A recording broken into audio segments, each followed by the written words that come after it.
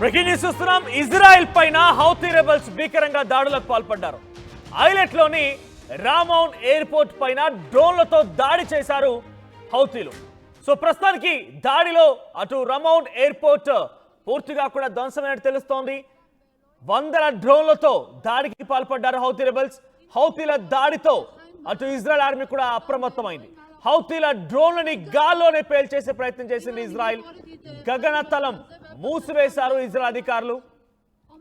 రమౌన్ విమానాశ్రయం నుంచి రాకపోకలు నిలిపివేశారు. ఇటీవలే యెమెన్ పై ఇజ్రాయెల్ భీకరంగా దాడికి పాల్పడింది. అయితే ఈ దాడిలో యెమెన్ ప్రధాని అహ్మద్ అల్ రహావి మరణించినట్టు తెలుస్తోంది. సో ఉప ప్రధాని మహమ్మద్ అలీ మెధాని కూడా మరణించారు.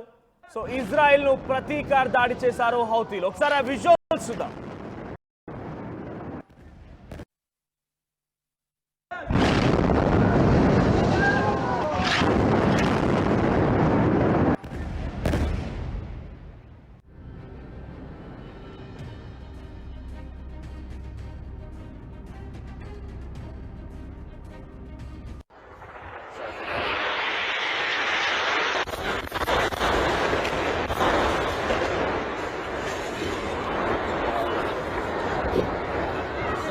ఇజ్రాయెల్ హౌతీల యుద్ధం కొన్ని రోజులుగా కొనసాగుతోంది.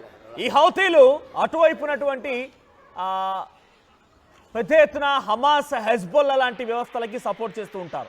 సో ఈ హౌతీలు ఇరాన్కి సపోర్ట్ చేస్తూ ఉంటారు. సో ఈ నేపథ్యంలో డైరెక్ట్గా ఇండైరెక్ట్గా ఇజ్రాయెల్కి సంబంధించి హౌతీలతో యుద్ధం మొదలైంది.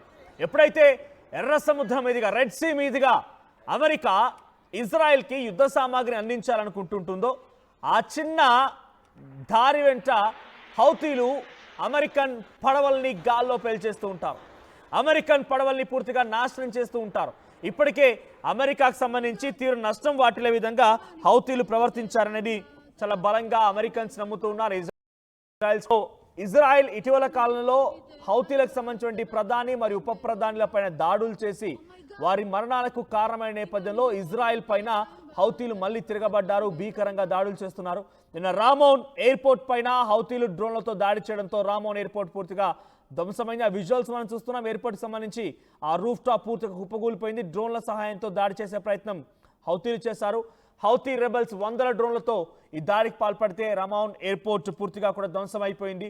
మిగిలినటువంటి డ్రోన్లని తమకున్నటువంటి ఐరన్ డోమ్ సహాయంతో ఇజ్రాయెల్ అడ్డుకునే ప్రయత్నం చేసింది. సో ఇజ్రాయెల్ కూడా డిఫెన్స్ పరంగా చాలా అద్భుతమైనటువంటి దేశం, నిజంగా ఒక నెంబర్ 1 దేశంగా చెప్పాలి.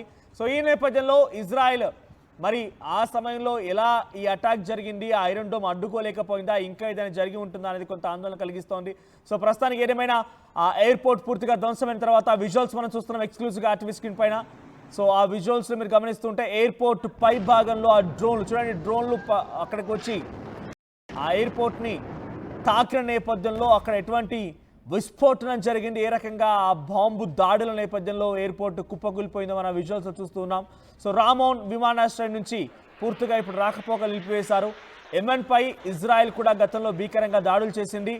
అల్ అహ్మద్ రహావి, సో యెమెన్ ప్రధాని అల్ అహ్మద్ రహావి అండ్ ఉప ప్రధాని మహమ్మద్ అల్ మెధాని ఇద్దరు కూడా గతంలో ఇజ్రాయెల్ చేసినటువంటి ఆ దాడి నేపథ్యంలో ఇద్దరు కూడా మరణించారు. దీనికి ప్రతీకార దాడి ఇప్పుడు హౌతీలు చేస్తున్నట్టు కనబడుతోంది. సో అక్కడ మనం చూస్తున్నటువంటి విజువల్స్లో హౌతీలు డ్రోన్ల సహాయంతో ఎయిర్పోర్ట్ని కుప్పకూల్చే ప్రయత్నం చేసిన విజువల్స్ మనం చూస్తున్నాం. ఐలెట్లోని రమౌన్ ఎయిర్పోర్ట్ పైన వందల డ్రోన్లతో దాడి చేశారు. సో కొన్ని డ్రోన్లని ఇజ్రాయెల్ అడ్డుకునే ప్రయత్నం చేసింది, కానీ కొన్ని ఆ ఎయిర్పోర్ట్ పై కుప్పకూలిపోయాయి.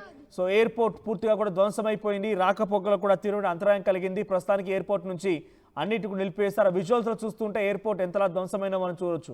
సో బేసిక్గా ఇజ్రాయెల్లో ఒక సిస్టమ్ ఉంటుంది.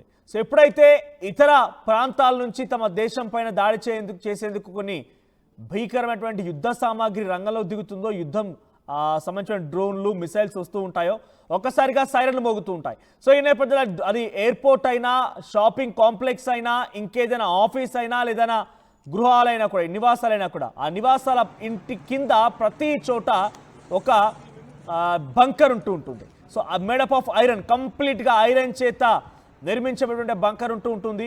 సో సైరన్ మోగగానే అందరూ కూడా బంకర్లోకి వెళ్ళిపోతూ ఉంటుంటారు. అందుకే ఇక్కడ ఎటువంటి క్యాజువాలిటీస్ నమోదు కాలేదు.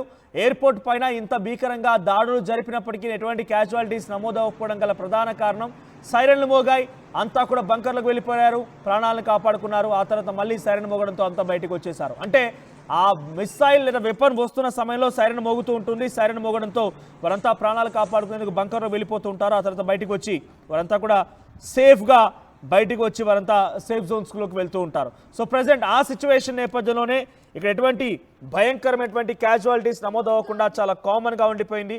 మరి ఇజ్రాయిల్ దగ్గర నుండి అద్భుతమైనటువంటి శక్తి ఇప్పుడు అక్కడ ప్రజల్ని కాపాడుతూ ఉంది. ప్రతి ఇంటి దగ్గర, షాపింగ్ కాంప్లెక్స్ దగ్గర, అన్నిటి చోట కూడా ఆ బంకర్స్ ఉంటూ ఉంటాయి. సో బంకర్స్ ఈరోజు ఎయిర్పోర్ట్ లో వచ్చినటువంటి ఆ ప్రయాణికులను కాపాడగలిగాయి. సో ప్రస్తుతానికి రమౌన్ ఎయిర్పోర్ట్ నుంచి రాకపోకలను పూర్తిగా నిలిపేశారు. ఒకసారి మళ్ళీ ఆ విజువల్స్ చూడండి. హౌతీలు ఇజ్రాయెల్ పైన చాలా భీకరంగా దాడులు చేస్తూ ఉన్నారు. సో ఇజ్రాయెల్ కూడా ఇక్కడితో ఆగే అవకాశం లేదు. రిపీట్ లో దాన్ని తిప్పికొట్టే అవకాశం కూడా కనబడుతోంది. ఒకసారి విజువల్స్ చూద్దాం.